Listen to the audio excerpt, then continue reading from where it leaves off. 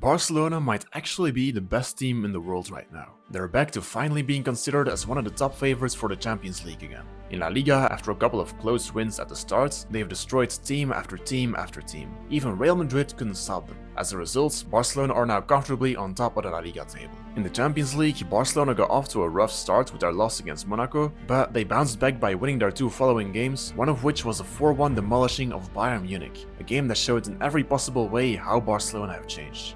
They're a mentally tough team again. They give everything out there on the pitch. They never slow down, and they play beautiful attacking football. After all of the dark years, it is now finally fair to say that Barcelona are back. However, you've seen nothing yet.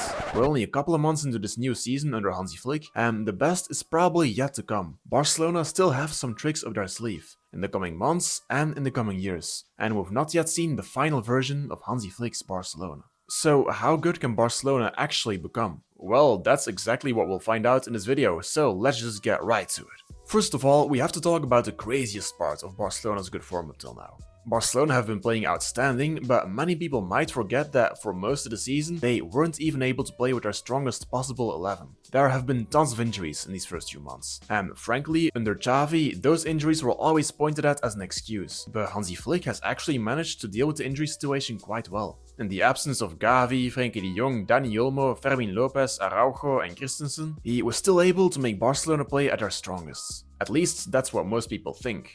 Because without any injuries, who knows what Barcelona at their strongest look like? It seems hard for this Barcelona team to play better than they've already been playing, but it might actually be possible. At centre back, for example, Ronald Araujo could add a lot of pace, which could help Barcelona deal with pacey attackers. And sure, Barcelona's defense has been astonishing until now, but every now and then we do see their weakness.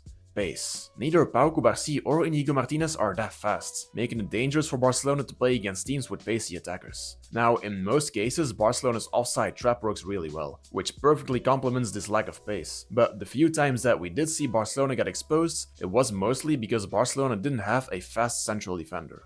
So Ronald Araujo could actually still improve Barcelona's current team. The same goes for Gavi or Frenkie de Jong. Maybe in some way they could still improve the fluidity of Barcelona's midfield. But it does seem as if Pedri, Marc Asado and Dani Olmo together might actually be Barcelona's strongest possible midfield three.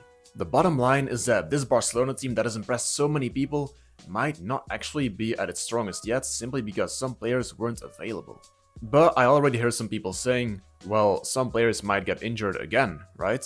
Well, I don't know about that. Hansi Flick and his staff really leave no stone unturned when it comes to keeping the players fit. They even go as far as analyzing individual muscles in some players to find out how to optimize their training. Once Hansi Flick's methods start having their impacts, injuries might actually become less frequent at Barcelona. So with less injuries, we'll see a Barcelona with an insane squad depth, which will again have positive impact on the health of the players, and Hansi Flick's hardest challenge will just be to choose who to put on the bench. But there's way more to it. Barcelona are not close to being their final version, and one underrated reason why is their chemistry. Most of these players have been playing together for about 2 years, some more, some less. That's, by the way, also one of the reasons why Barcelona are doing well now. The chemistry on the pitch of some of these players has probably improved a lot in the time under Xavi. But again, the best is probably yet to come. Pedri, Lamine Yamal, Balde, Marc Asado, Gavi, Dani Olmo, Rafinha, they all form the core of players that will carry Barcelona in the coming years. If they keep on playing together under the same manager in the same system, they'll only become better at understanding each other and linking up on the pitch. Right now, Barcelona already look like a well-oiled machine, but in the long term, we might see Barcelona becoming better, sharper, quicker, you name it. Think about Barcelona or Man City under Pep Guardiola, for example. Barcelona became better throughout Guardiola's time as a coach. Their peak was probably in 2011, purely in terms of how dangerous they were as a team. That means they reached their peak after 3 years of playing in the same system under the same coach with largely the same set of players. A lot of those players also played together for Spain, and guess what? The same applies to Man City under Guardiola really. Man City were probably at their very best in 2023. That's about 7 years after Guardiola first arrived. The point here is that once a manager starts at a new club with a new project and a new philosophy, it often takes a few years before that club reaches its very peak. If you want other examples, then think about Jurgen Klopp at Liverpool, Alex Ferguson at Man United, or Arsène Wenger at Arsenal. Sure, this rule doesn't always apply. Look at Luis Enrique at Barcelona. His first season ended up being his best one. But in general, teams only reach their peak after a few years of playing with the same core of players. So that means that we'll probably see Barcelona become better and better in the coming months and years. And we've not even talked about the scariest thing yet. What really makes Hansi Flick's Barcelona terrifying is the age of most of these players. Half of this Barcelona squad is basically not even 22 years old yet. Alejandro Balde, he's already a solid left back, but with time he'll only become better at assessing certain situations and making the right decisions. Pedri, how can Pedri even become better than he already is? I don't know. Same goes for Marc Asado. Gavi is also still only 20 years old. He still has all the time he needs to improve despite already being an elite midfielder. Pau Cubarsí is already a world-class centre-back, but in the long term, who knows where his ceiling is. This guy is only 17 years old right now. And Lamine Yamal. By the time he's 18, he will have accomplished more in football than most players do in all of their career. And most players only start playing professionally after they've actually become adult men. So Lamine Yamal, only God knows how great that guy can become. And now we've not even mentioned Marc Bernal yet. Marc Asado has been one of Barcelona's most crucial players this season, but he probably wouldn't have even played this much if it wasn't for Marc Bernal's injury at the start of the season.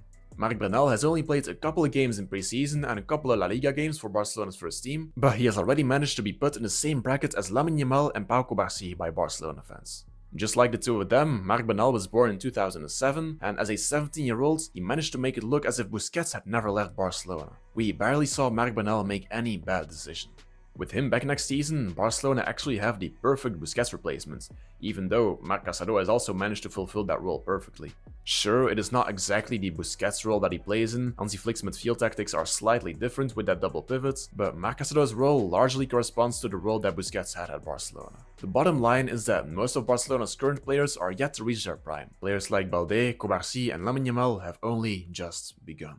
So most positions in Hansi Flick's Barcelona are occupied by a player that is already world class and still has the potential to become even better. Even players like Koundé and Rafinha still have at least 5 years ahead of them at their very best. There is, however, one position that you might be concerned about. The striker position. Lewandowski is 36 right now, and even though he might be the best striker in the world at this moment with the form that he's in, he probably doesn't have that much time left at the highest level. In the best case scenario, he keeps up until he's 38, but if you look at some other players with his longevity like Ibrahimovic, Ronaldo and Modric, 37 or 38 does seem to be the age where the decline starts setting in. So in the best case scenario, Barcelona have a world-class Lewandowski on their hands for this season and next season. After that, it'll be time for another world-class striker. That would be in the summer of 2026. And guess what? Erling Haaland's contract at Man City runs up until July 2027. With 1 year left on his contract, we might see Barcelona go for a huge move in the summer of 2026. And frankly, Erling Haaland would be the perfect replacement for Lewandowski. Man City are also a team that like to have the ball and play attacking football. If he fits in at Man City, he will do so at Barcelona as well. Nevertheless, we're still talking about the distant future here, and there are even rumors that Erling Haaland would prefer to join Real Madrid above Barcelona. But it is a fact that Erling Haaland would fit in perfectly at Barcelona. But what if Barcelona can't manage to sign him? Well, there are other options, Victor Gyökeres from Sporting, Benjamin Sesko from Leipzig. For any other position, they really already have a solid option for the coming 5 years, which makes you realize that the best is probably yet to come. But in the striker position, Barcelona will have to sign someone to carry them in the future, because La Masia doesn't seem to be the solution in this case. Speaking of La Masia, there are also still a lot of hidden gems that are yet to break through. In the last couple of years, we already saw a new generation come out of La Masia that has saved Barcelona. Without them, Barcelona would have become the new AC Milan. So it is always interesting to take a look at what more La Masia has in store for us. First of all, there is a player who can actually play as a striker, Toni Fernandes. He's a 16-year-old creative attacker who can play as a 10, as right wing or as a false 9.